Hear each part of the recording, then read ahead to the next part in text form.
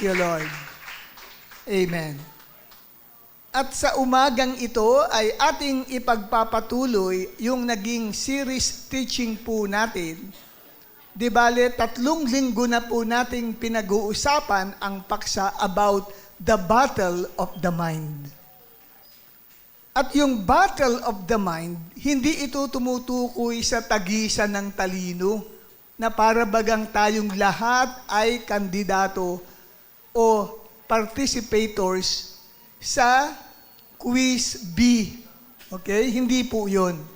Kundi ito po, kapatid, ay isang digmaan o gyera na nagaganap hindi sa labas, kundi sa loob ng ating isip.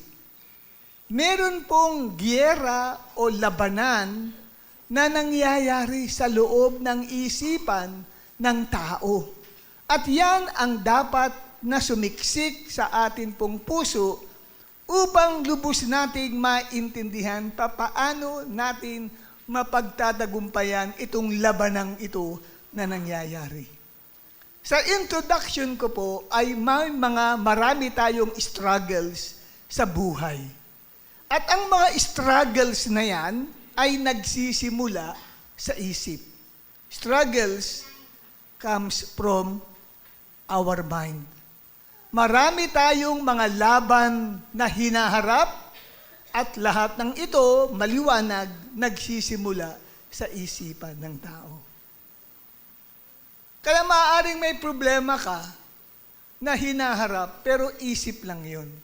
Kadalasan, ikaw lang ang kumakatha o lumilika ng problema.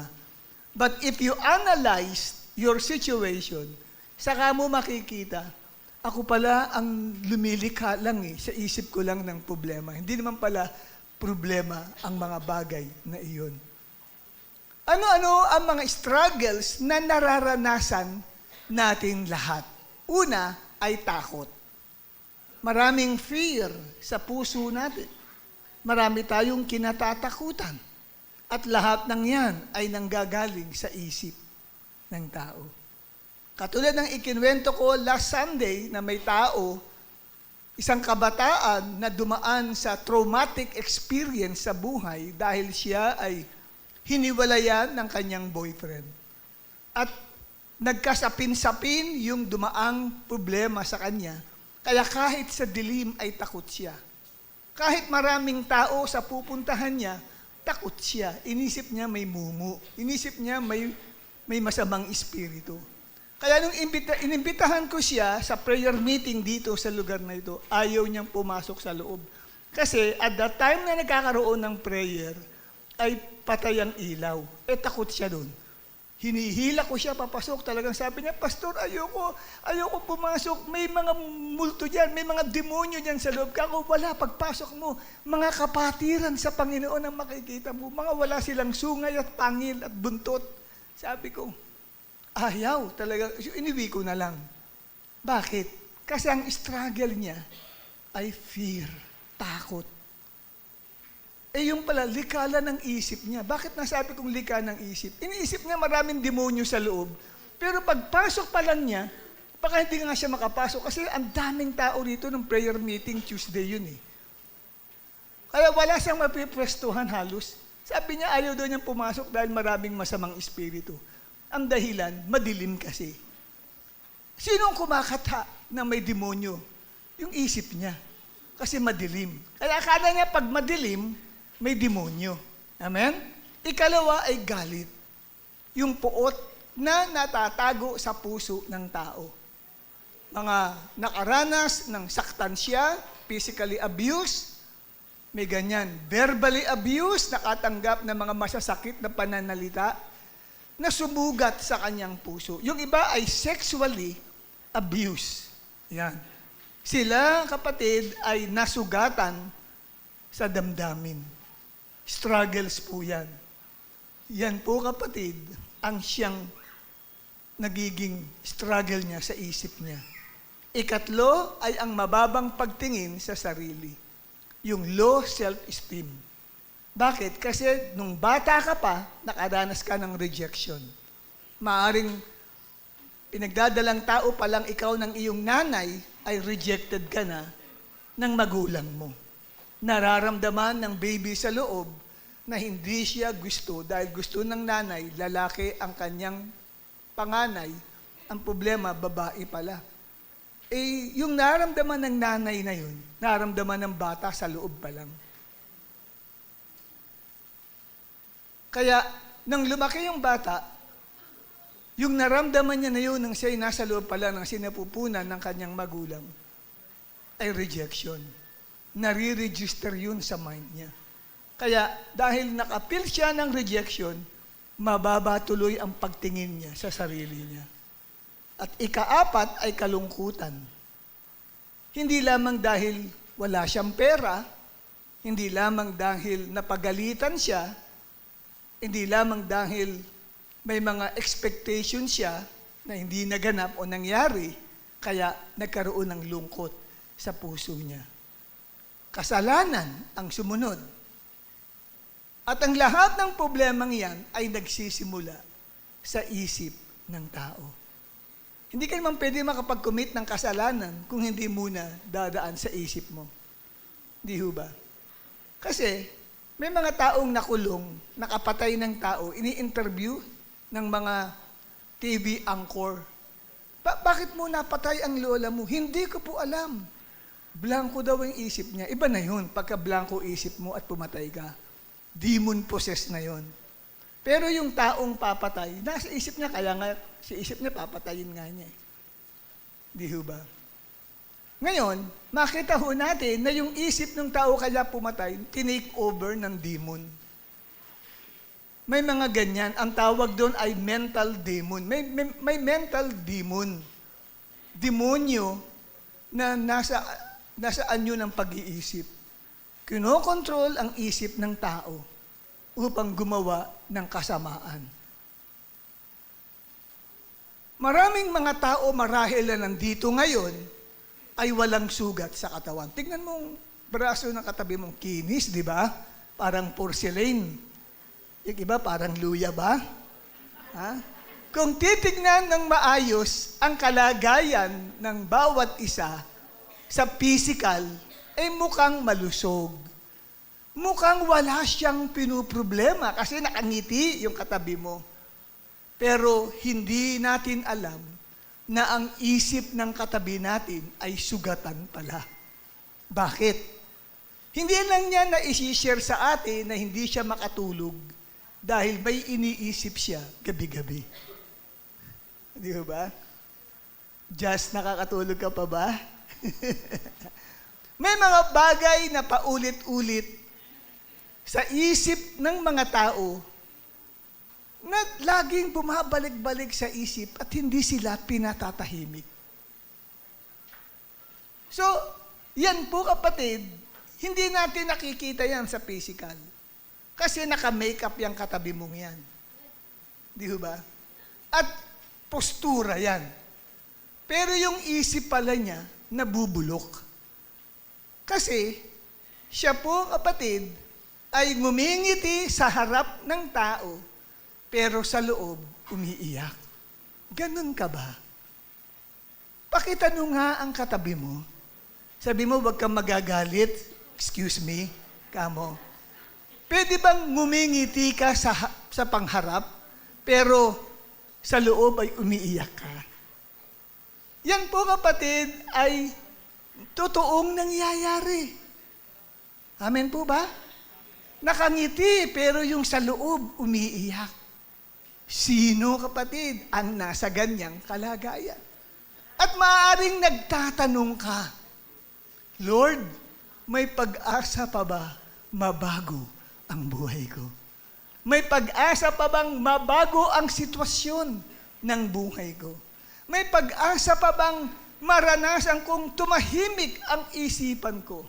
Yan po kapatid ay mga bagay na kinakailangan natin na mabigyan ng kasagutan.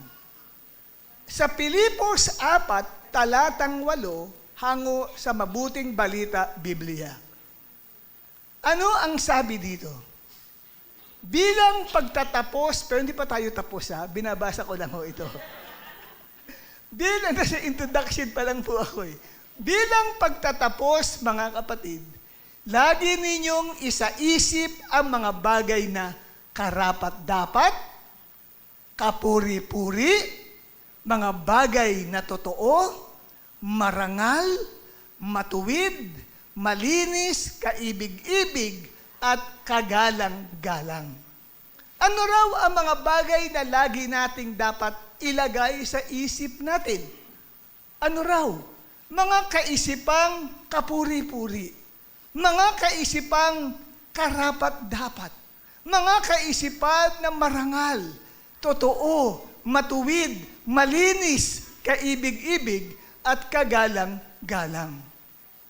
Ngayon, bakit hindi yan nangyayari sa buhay ng tao? Hindi ho ba? Totoo ba? Hindi lagi nasa isip natin ay puro kapuri-puri eh. Di ba? Ang mga nasa isip nga natin, kadalasan ay marumi. Hindi ba? Ngayon, kailangan nating malaman kung bakit mali ang mga bagay na iniisip natin. Samantalang sinasabi ng Pilipos 4:8, laging nasa isip mo dapat ay ang mga bagay na kapuri-puri. Di ba? Mga bagay na totoo, marangal, di ba? Oh, dalisay, kagalang-galang. Pero bakit ganon? Mali ang nailalagay sa isip natin. Alam nyo, ito ang dahilan. Una, ang isip ng tao ay pinapagdilim ng kasalanan. Yan ang nagpapadilim sa isipan ng tao. Ang sabi ng aklat ng Epeso 4, talatang 17 hanggang talatang 18. Let us read this portion of Scripture. Ang sabi, kaya't sinasabi ko ito at pinatototohanan sa harap ng Panginoon na hindi na kayo dapat mamuhay tulad ng mga pagano. Walang kabuluhan ang laman ng kanilang pag-iisip, nasa dilim ang kanilang pangunawa at malayo sa buhay na bigay ng Diyos. Dahil sa kanilang kamangmangan at katigasan ng kanilang mga puso. Yan po ang kalagayan ng isang tao na nabubuhay sa kasalanan. Ang isip ay pinagdilim ng kasalanan. Anong ibig sabihin na ang isip ay pinagdilim ng kasalanan? Ibig sabihin, ang isip ng tao ay nawalan ng liwanag at nawalan ng katotohanan. Naging laban sa Diyos ang isip ng tao dahil sa kasalanan.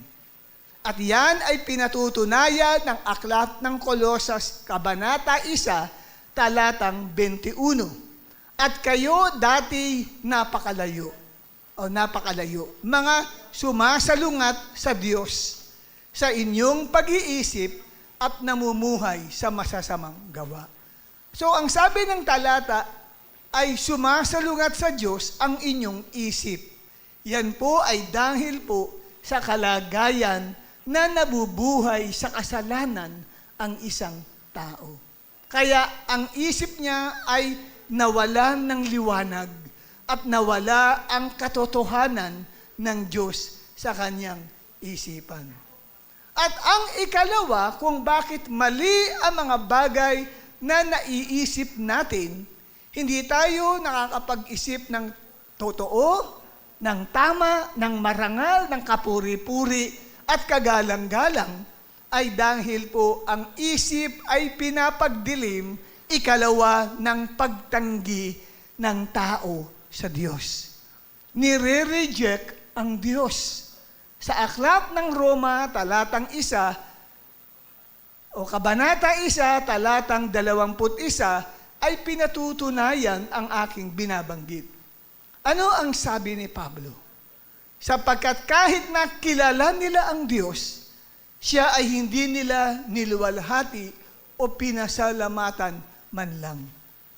Alam niyo po, ang tao pag hindi mapagpasalamat sa buhay na Diyos, nagdidilim ang isip niya. Kaya kailangan matuto tayo magpasalamat araw-araw sa Diyos. Kasi sabi dito, kahit kilala nila ang Diyos, katulad mo, kilala mo ang Diyos, pero hindi mo siya niluluwalhati o pinasasalamatan man lang. Sa halip, ang sabi, naging walang kabuluhan ang kanilang mga pag-iisip. Ang taong hindi mapagpasalamat sa Diyos, anuman ang nangyayari o nagkaganap sa kanyang buhay, ay may isipan na walang kabuluhan. At madilim at hangal ang kanilang puso. When we speak about heart, we also speak about the mind. Because the heart is composed of three things. First is the mind, second is the emotion, third is the will. Okay? Yan ang puso. Kaya pag binabanggit ang puso, hindi mo po pwedeng i-separate ang mind. Because the mind is a part of the heart.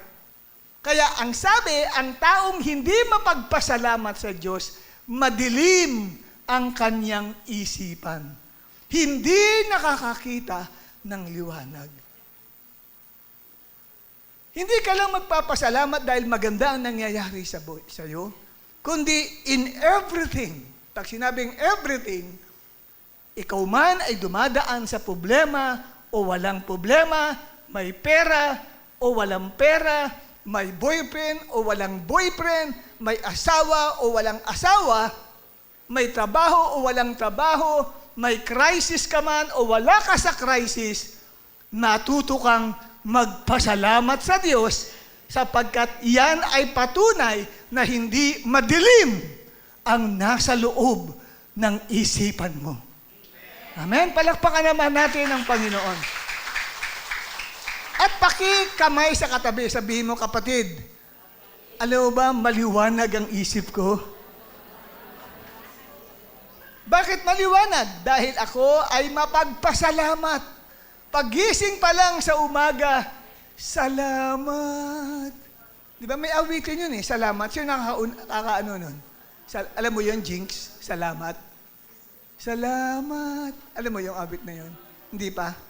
Pag-aralan mo yun. Matututunan mo yun. So, ang ikatlo, kaya hindi tayo nakakapag-isip ng tama, ay ang isip ng tao kasi ay pinapagdilim na nino ni Satanas. Si Satanas ang nagpapadilim sa isip ng tao. Bagamat maliwanag ang mukha, pero madilim ang loob. Pakitanong ang nasa kanan at nasa kaliwa. Kapatid, kamusta na ang nasa loob mo? Pundido ba ang ilaw o may liwanag? Okay? Maraming tao, hindi nila alam, pundido na pala ang nasa loob nila. Pag sinabing pundido, parang ilaw na hindi na gumagana.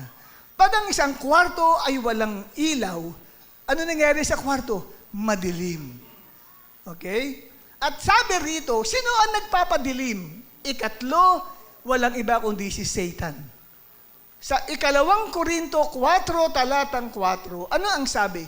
Binulag ng Diyos ng sanlibutang ito ang pag-iisip ng mga hindi sumasampalataya upang hindi nila makita ang liwanag ng ebanghelyo ng kaluwalhatian ni Kristo na siyang larawan ng Diyos. Sino po ang binabanggit na Diyos ng sanglibutan? Hindi po ang Diyos na buhay na si Yahweh. Si Satanas po ang God of this world. Yung world na binabanggit ko, ito po ay ang evil world system na lumalaganap sa buong mundo. Like what I have taught to you last Sunday, na mayroong tinatawag tayong spirit of the world. Okay? Na yung spirit of the world, tatlong sangkap yan. The lust of the flesh, the lust of the eyes, at saka ang pride of life. Yung tatlong yan ang kumikilos sa mundo. At dito, maliwanag na ang kumokontrol ng lahat ng yan ay sino? Si Satan, the God of this world. Kontrolado niya ang nangyayari rito sa mundo. Kaya marami tayong mga mapapanood na mga malalaswang panoorin. Sino ang siyang nag-i-inspire sa mga scriptwriter na gumagawa ng pelikula at gumagawa ng mga programa sa telebisyon na mahahalay, na nagpo-promote ng pita ng laman o pagnanasa ng laman, na nagpo-promote ng pita ng mata at nagpo-promote ng kapalaluan sa buhay? Si Satanas. Kaya ang sabi rito, binulag ng Diyos ng sanlibutan ito ang pag-iisip. Sino ang mga binulag niya? Pag-iisip nino ng mga hindi believer ni Jesus Christ. Sino ang mga believer ni Jesus Christ? Taas ang kamay. Ibig sabihin, hindi ka bulag. Amen? Hindi binulag ni Satanas ang isipan mo. Ang binulag ay ang mga unbeliever. Hindi naniniwala kay Jesus bilang Diyos at tagapagligtas. Hindi naniniwala kay Jesus na si Jesucristo lang ang tanging tagapagligtas. Hindi ang relihiyon. Hindi ang mga alagad. Hindi ang mother ni Jesus in the flesh. Hindi rin ang father ni Jesus in the flesh. There is only one Savior, and that name is the name that is above every name. Amen? At walang iba kundi ang ating Panginoong Jesucristo. At dahil sa mga ito, una, kasalanan. Ikalawa, pagtanggi sa Diyos. Ikatlo, dahil kay Satanas, nawasak ang isip ng tao. Yan ang dating kalagayan natin bago tayo nakakilala kay Jesus Christ. Wasak ang isipan ng tao. Kaya kung wasak ang isipan ng tao, ano ang pinakamatinding laban ng tao ngayon? Hindi sa labas, kundi sa loob ng kanyang isipan. That's why our topic is about the battle of the mind. Merong giyera na nangyayari sa loob ng tao at yung battlefield, yung lugar ng giyera ay nangyayari sa isip ng tao. Kasi wasak ang isipan ng tao. At ang Diyos nagnanais buuin ang pag-iisip na yon. At dito nakita ho natin, dahil sa pagtanggi sa Diyos, nagdilim ang puso at isip ng tao. Kaya hindi na ito makagawa ng tamang desisyon sa buhay. Kadalasan, kung ano yung mali, ang tingin ng tao ay tama. At kung ano yung tama talaga, ang tingin ng tao ay mali. Kaya minsan may mga taong hindi nagkakasundo. May miyembro at may pastor. Sabi ng pastor, kung papunta ka sa church, kailangan maayos ang pananamit mo. Yung miyembro, tingin niya, mali yun. Dapat may kalayaan ako kung ano susuot ko. Di ba? Hindi ako dapat kinukontol ng pastor na ito sa loob ng simbahan. Tingin niya, mali yung sinasabi ng pastor. Kung haharap ka sa Diyos, dapat tama at kaaya-aya at katanggap yung damit mo para sa Kanya. Pero tinitignan ng iba, mali daw yun. Dahil parang tinatanggalan ng human right yung tao kung ano ang gusto niyang isuot. At sasabihin pa ang katuwiran, ang Diyos hindi tumingitingin sa panlabas, kundi sa panloob. Pero kung maayos ang panloob mo, makikita maayos din ang panlabas. Tama po ba ako? Yan. So, kaya yung iba naman, yung tama, ang tingin nila ay mali. Yung mali, ang tingin ay tama, at yung tama, ang tingin ay mali. Bakit nagkakaroon ng ganoon? Okay? Kasi nga po, dahil po apektado ang isip ng tao. Wasak ang isip ng tao. Paano po yun? Na-example kayo, miyembro. Kasi hindi lahat ng dumadalo sa ganitong pagtitipon, ayos na po yung isip. maaaring pinoproseso ng Diyos yung pag-iisip niya. Para di lang na napuna ko sa isang kapatiran natin sa Panginoon. Dati, nung dumadalo siya, nakachinelas lang. Diba? Tapos naka-t-shirt lang siya. Yung bang pambahay lang pag dumadalo sa church. Pero pag may birthday yan, kung todo, forma. Diba? Pag birthday yan. Pero yung haharap ka sa Diyos, sa hari ng mga hari, at Panginoon ng mga Panginoon, mas mataas pa sa presidente ang ating Panginoong Jesucristo. Haharap ka sa Kanya. Okay ba yung ganong suot? Kung pupunta ka sa Malacanang Palace para haharap kay Presidente BBM, at nakachinelas ka lang, at naka-t-shirt ka lang, is it right protocol na gano'n ang iyong dress? Hindi ka tatanggapin. Presidential security guard, haharangin ka lang. Magsuot ka ng maayos, haharap ka sa pinakamataas na pinuno ng bansa. How much more kung haharap ka sa pinakamataas na pinuno ng buong mundo, ang ating Panginoong Jesucristo. So, nakita ko po yun. Tapos, noong pagkatapos ng isang buwan, nakita ko, aba, kapatid, may slipper siya, kaya lang may medyas na. Naka-slipper, pero nakasuot na yung medyas. The second month, nakita ko, wala na yung slipper.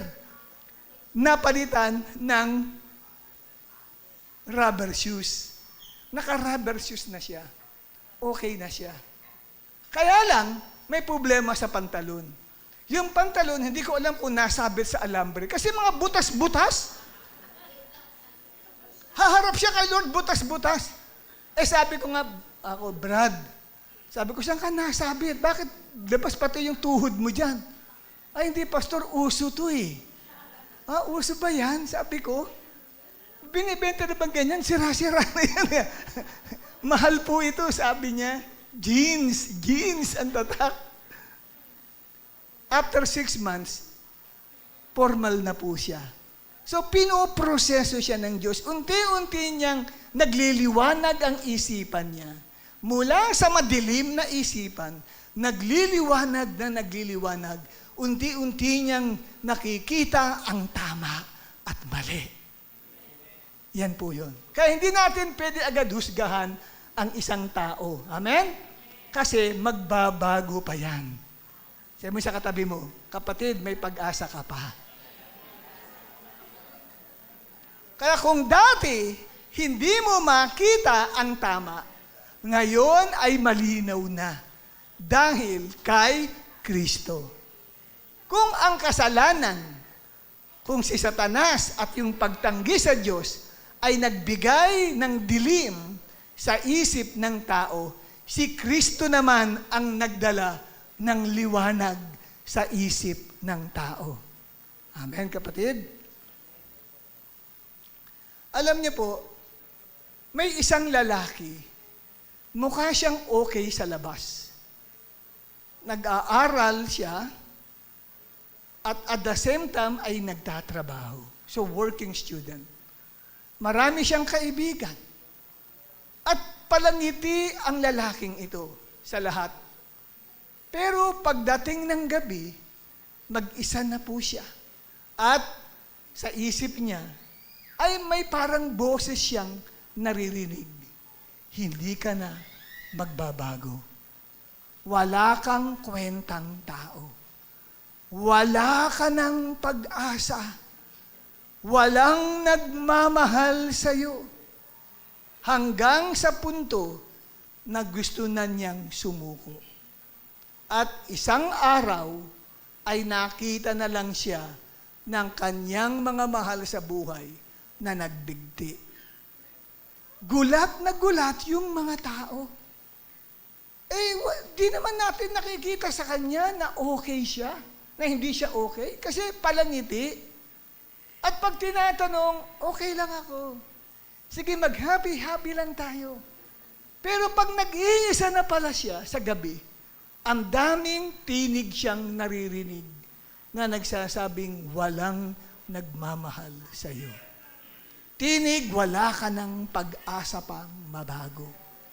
tinig na ikaw ay kaawa-awa. Wala ka ng kapag-pag-asa.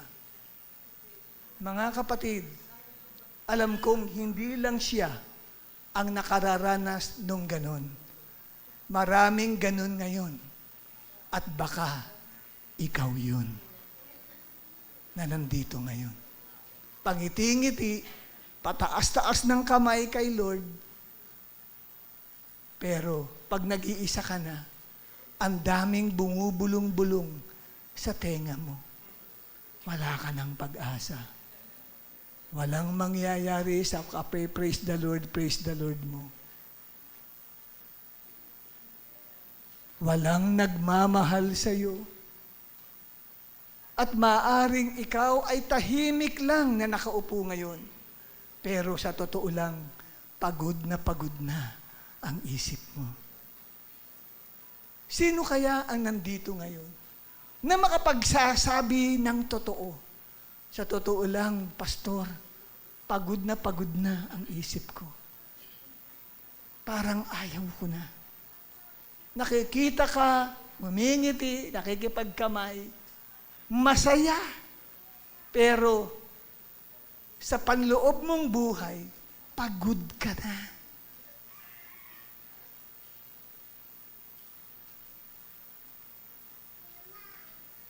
At biglang tumahimik ang bulwagang ito. Kaya napakahalaga po na ating maabot ang pamantayan ng Diyos o ang standard ng Diyos na dapat nating ilagay o isiksik sa isipan natin. Ano ang pamantayan o standard ng Diyos na dapat nariyan sa isipan mo? Kasi punong-puno yung isipan na wala kang kwenta, wala ka ng pag-asa, walang nagmamahal sa iyo, hindi na magbabago ang sitwasyon ng buhay mo.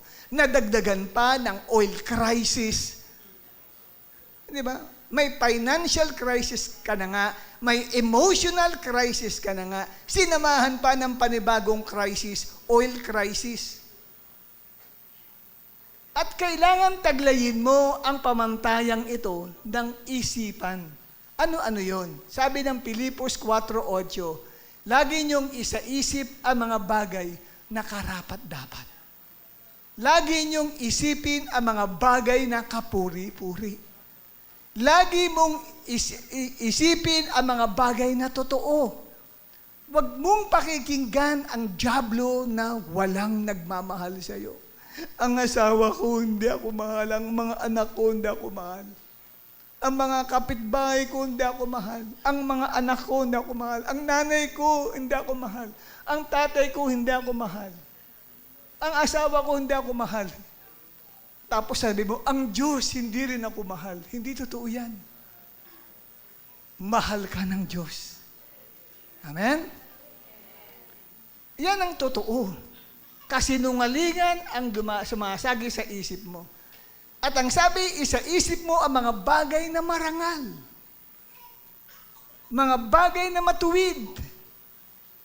Maging laman ng isipan mo ang mga bagay na malinis, dalisay, mga bagay na kaibig-ibig at mga bagay na kagalang-galang.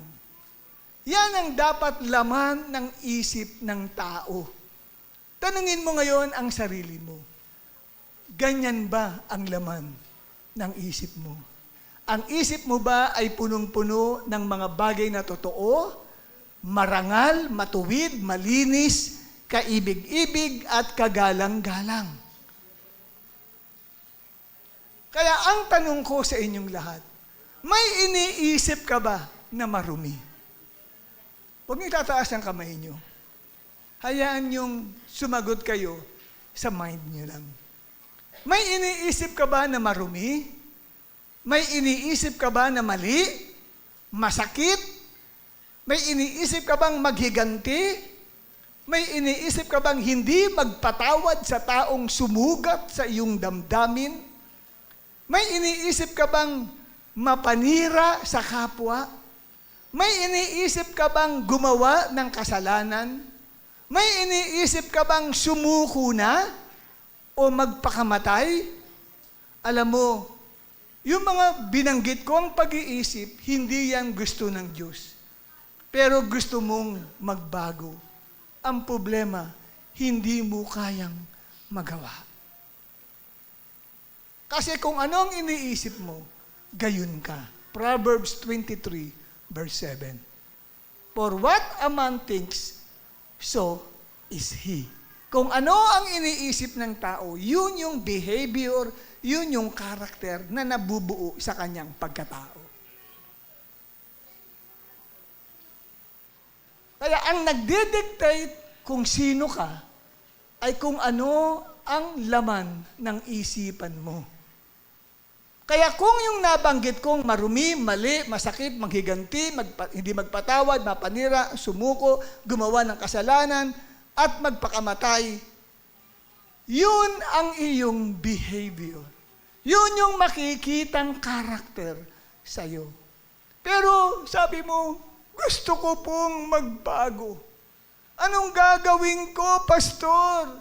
Hindi ko magawa ang mga maling pag-iisip na yan. Lagi akong alipin. Kaya nga ako'y dumadalo ngayon sa topic about the battle of the minds, hoping that I will get a solution to my inner problem. May solution ba sa problema kong ito? Yan ang tanong. Ang sagot ko ay oo. Ano ang solusyon? Ang solusyon ay ang ating Panginoong Hesukristo.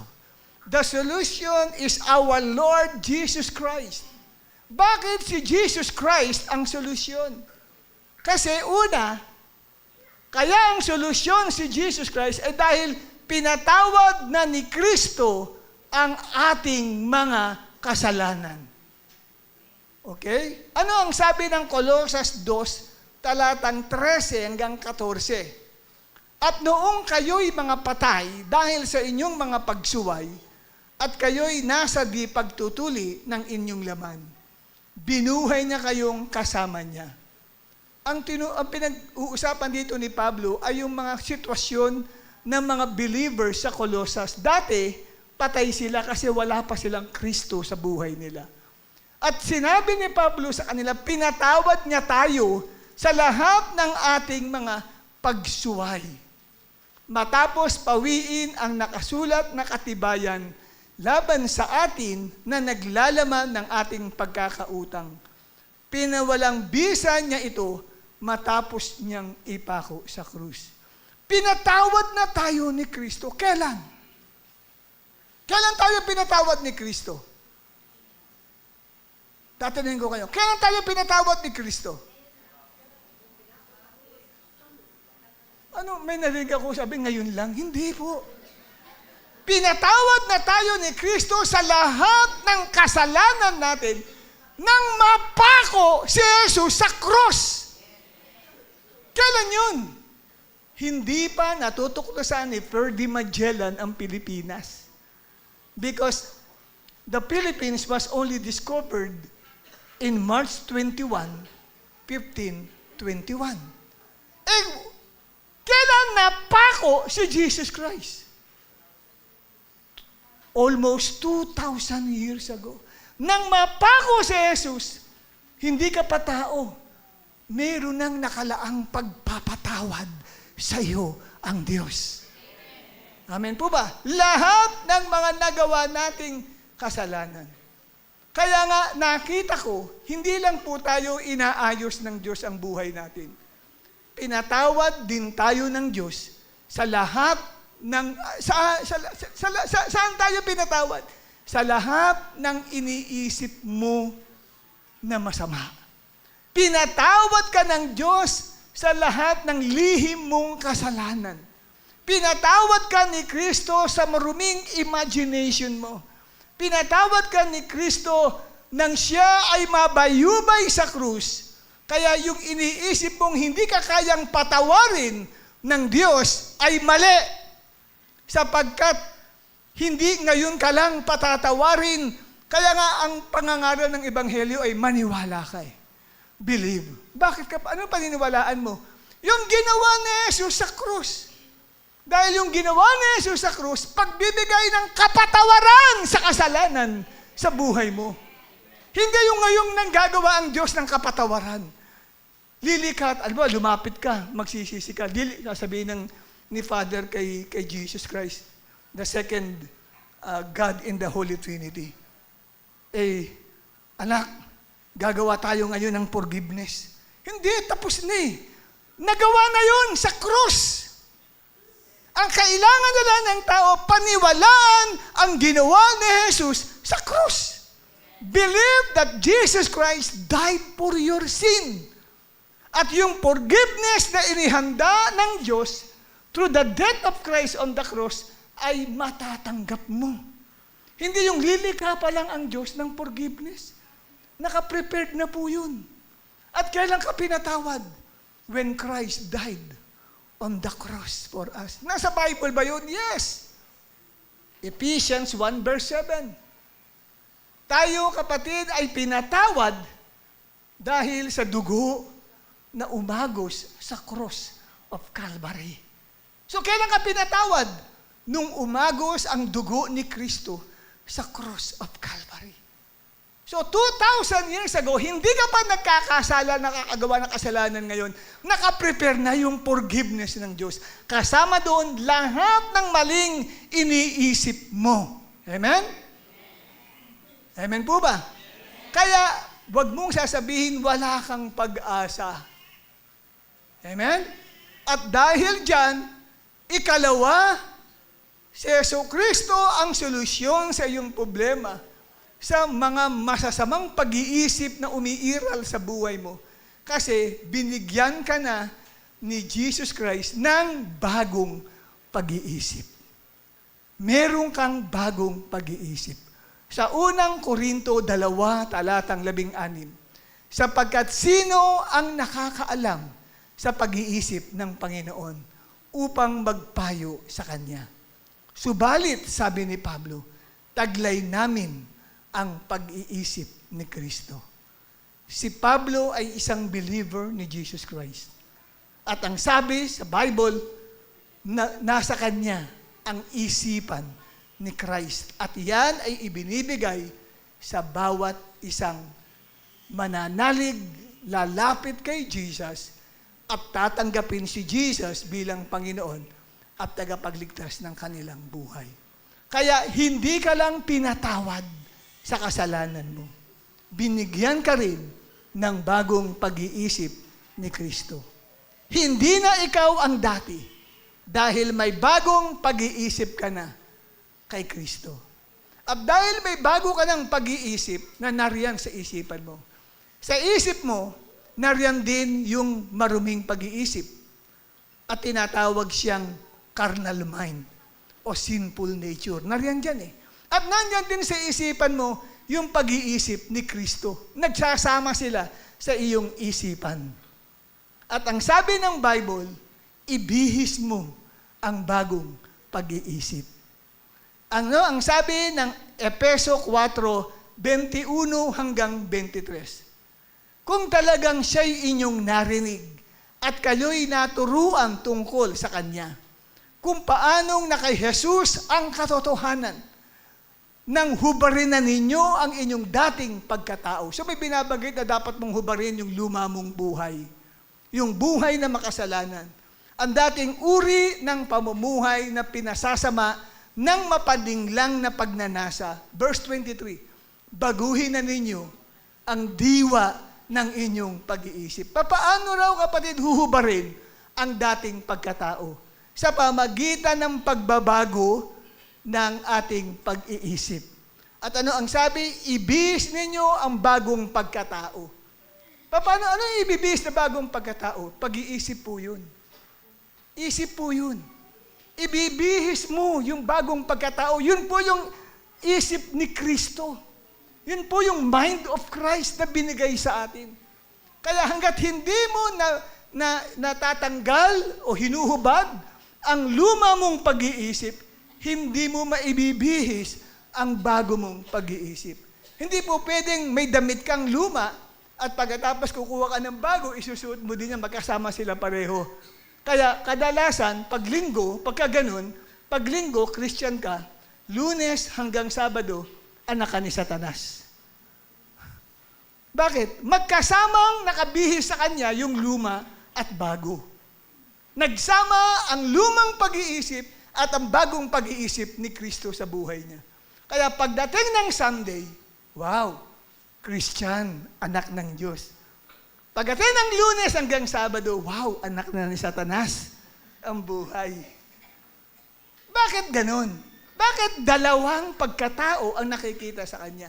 Kasi, nang ibinis niya ang bagong pag-iisip ni Kristo, hindi niya hinupad yung luma.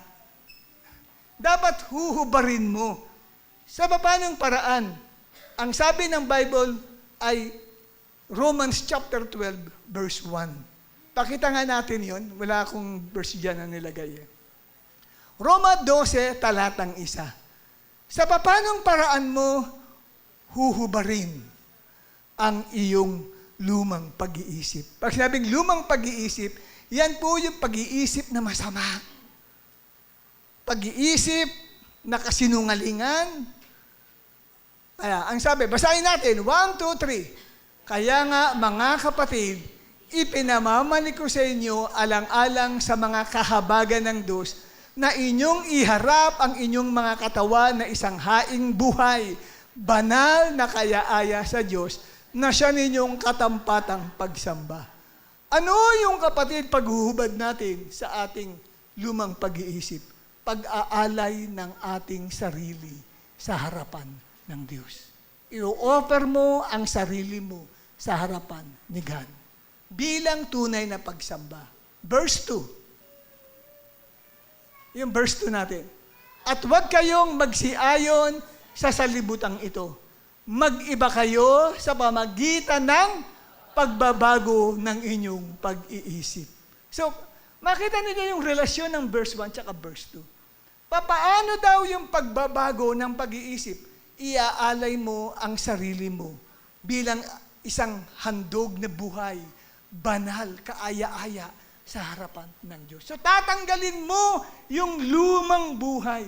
Parang ganito pag lumapit ka kay Lord. Lord, gusto ko na pong magbago. Hirap na po ako. Laging laman ng isip ko masama. Pag tumingin ako sa kapwa ko, sama ng iniisip ko sa kapwa ko. Lagi na lamang nariyan ang hindi pagpapatawad, laging sama ng loob, galit, puot, ang nagahari sa isipan ko. Paano ito matatanggal? E di, lumapit ka kay Lord. Lord, narito ako ngayon. Gagawa ako ng isang tunay na pagsamba. Ano? Inealay ko sa iyo ang aking buong buhay.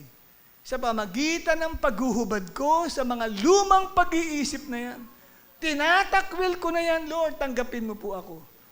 At ang sabi, binago mo ng isipan mo. Kaya pag alis mo rito, wala na yung lumang damit. Ang suot mo ay bagong damit na ang tawag ay pag-iisip. Nino? Ni Kristo. Okay. Kaya importante po na atin yang mabigyan ng atensyon. Ngayon, ang ikatlo po, kapatid, para sa solusyon ng problema mo, si Kristo ang magbibigay sa iyo ng liwanag sa nadidiliman mong isipan. Kasi pag yung mind of Christ ay isinuot mo, magpo-prophetic gesture ka, sinusuot ko ngayon ang isip ni Kristo sa aking buhay. Ibig sabihin yan, Lord, ikaw na magbigay ng liwanag sa nadidiliman kong isipan. 2 Korinto 4, talatang 6. Basahin po natin itong 2 Korinto 4, talatang 6. 1, 2, 3.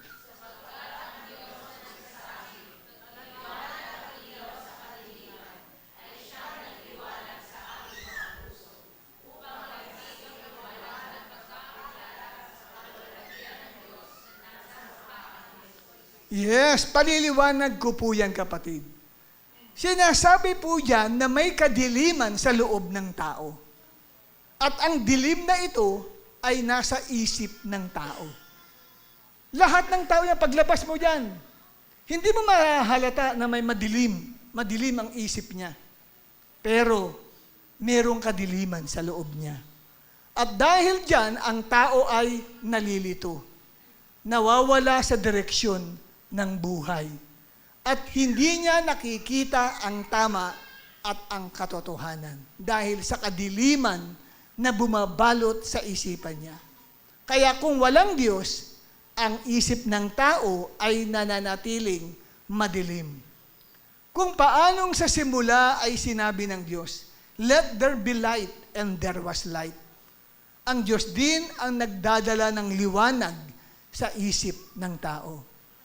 Makikita natin sa sinasabi sa 2 Korinto 4, talatang 6, ang liwanag ay makikita sa muka ni Kristo. Ayan o. Ang liwanag na yon ay makikita sa muka ni Kristo. Ibig sabihin yan, ang liwanag ng Diyos ay makikita kay Jesus Christ. Kung madilim ang kwarto, kailangan mong buksan ang ilaw. At ang Diyos ang nagbubukas ng ilaw sa isip natin. At sino ang ilaw na yun? Si Jesus Christ. 1:8, talatang 12, sinasabi, "Ako ang ilaw ng sanlibutan. Ang sumusunod sa akin ay magkakaroon ng ilaw sa kanyang buhay at di na lalakad sa kadiliman." So si Kristo ang nagbubukas ng mata ng ating isipan. Tinatanggal niya lahat ng kasinungalingan na nilagay ni Satanas sa isip natin. Pinapalitan ni Kristo ng katotohanan ang mga kasinungalingan. At sa papaanong pamamaraan, yan ay sa pamagitan ng ating pakikinig ng salita ng Diyos. Habang nakikinig ka ng salita ng Diyos, pinapalitan ang kadiliman sa isip mo at ito'y nilalagyan ng liwanag. At hindi lamang sa pakikinig mo ng pangangaral ng salita ng Diyos, kundi sa pagbabasa mo rin ng salita ng Diyos. Hindi ka kayang tulungan ng positive thinking ni Norman Vincent Peale o ni Robert Schuller. Yung positive thinking, si Kristo lang ang makapagbibigay ng liwanag sa isip mo. Kailangan mo si Jesus Christ sa life mo. Amen? Kasi, bakit? Dahil si Kristo lang ang makakapaglinis ng ating puso at isipan mula sa lahat ng karumihan. Si Kristo ang naglilinis, next slide, ng ating puso. Hebreo 10, talatang 22. Pakibasa po natin ang Hebreo 10, talatang 22. Tumayong lahat ng babae. Lahat ng girls, please stand up. And please read, sabay-sabay po kayong magbasa. 1, 2, 3, yung lumapit. 1, 2, 3.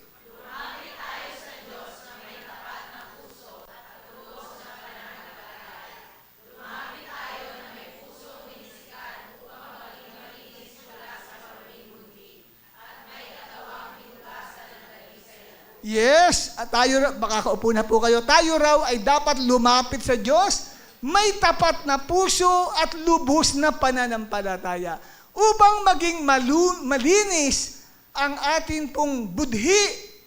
Pag sinabing budhi, konsensya. Yan po'y binubuo ng isipan at damdamin, ang budhi. Amen? Isip at damdamin po yung budhi. Nililinis ito ng Diyos at ang tanging makapaglilinis lamang niyan, walang iba kundi ang dugo ng ating Panginoong Hesukristo. Kaya hindi lamang panlabas na buhay ang nililinis ni Lord Jesus Christ at pinabago, maging ang ating panloob na buhay. Ang ating puso, ang ating budhi na binubuo ng isip at damdamin upang ang ating buong pagkatao ay maging malinis sa harapan ng Diyos. Kaya dahil kay Kristo, ikaw ngayon ay hindi na alipin ng maling isip. Si Kristo lamang ang solusyon. Yan. Dahil kay Kristo, ikaw ay hindi na alipin ng maling isip. Hindi ka lang pinatawad, pinalaya ka rin ni Kristo. Kaya may kapangyarihan ka ng mamuhay ng tama. At pangatawanan mo, paglabas mo dito sa church na to, tama na. Tama yung umiiral sa isip mo.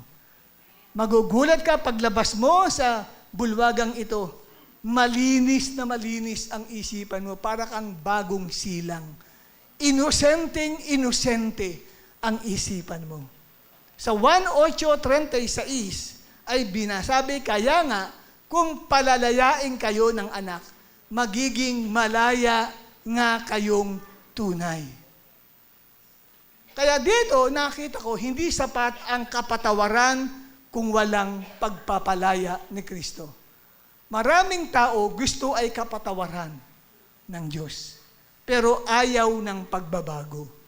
Gusto nilang patawarin sila ng Diyos, pero ayaw namang bitawan ang mali. Ayaw bitawan ang maruruming pag-iisip na mayroon sila. Sabi nga sa 1:8:36 na ating binasa, kaya nga kung palalayain kayo ng anak, magiging malaya nga kayong tunay.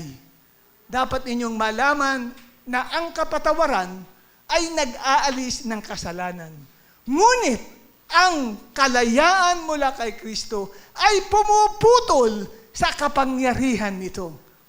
Alam nyo, maraming tao ang malaya na kay Kristo, pero bihag pa rin sa isip. Kaya kailangang magbago tayo ng ating pag-iisip at idamit natin ang pag-iisip ni Kristo. Willing ka bang idamit mo ang pag-iisip ni Kristo? Kalabitin mo ang katabi mo, sabi mo, gumising ka sandali, Brad. Gumising ka sandali, sister. Willing ka bang idamit mo ang pag-iisip ni Kristo? Amen? So tayo po ngayon ay gagawa ng isang maliit na grupo. May group activity po tayo ngayon. Sagutin ang mga sumusunod na tanong. For 10 minutes, pangkalahatan na yan. 3 tao sa isang grupo. Kung maaari, hindi magkakakilala. Halimbawa, si Kim at saka si mother niya, si Jazz. Hindi kayo dapat magsama sa isang grupo. Para makakapag-open up kayo. Kasi nakakahiya, di ba? Nandun ka. Andun si mother, andun. Kayo rin, mga mag-asawa, hindi kayo magkakasama sa grupo. Kasi, ang sabi diyan, sasagutin nyo ang 3 tanong. Una, pakibasa ng lahat ng lalaki. Lalaki, tumayo lahat ng boys. Boys, please stand up and please read number 1 question. 1, 2, 3.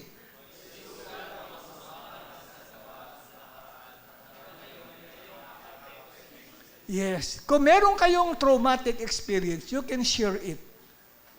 Pero wag pong 3 oras. Maigsi lang. I-edit mo na siya. Ikalawang tanong, tumayo ang lahat ng senior citizens. 60 years old and above. Ayan. Uy, maraming seniors. Sige. Number 2 question.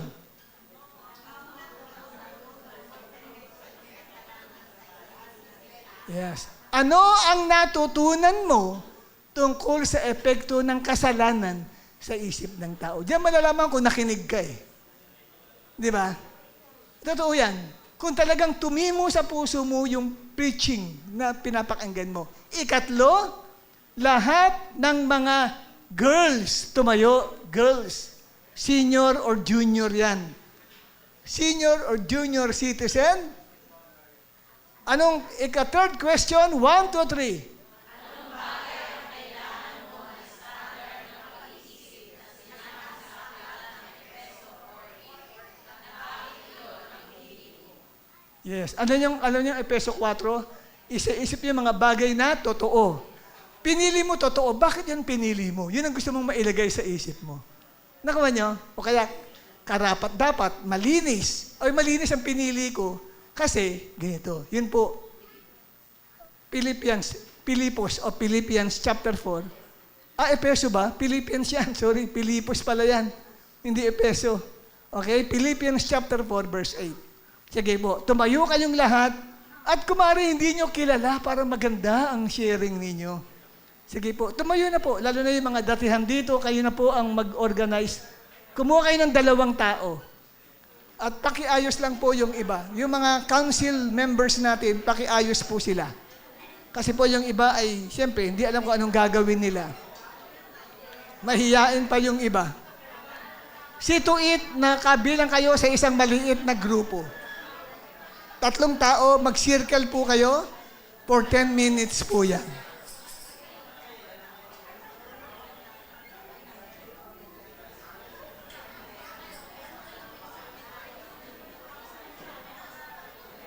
Okay, sige po. Mag-circle kayo. Magpakilala muna kayo, ha? Introduce yourself kasi baka hindi pa kayo kilala.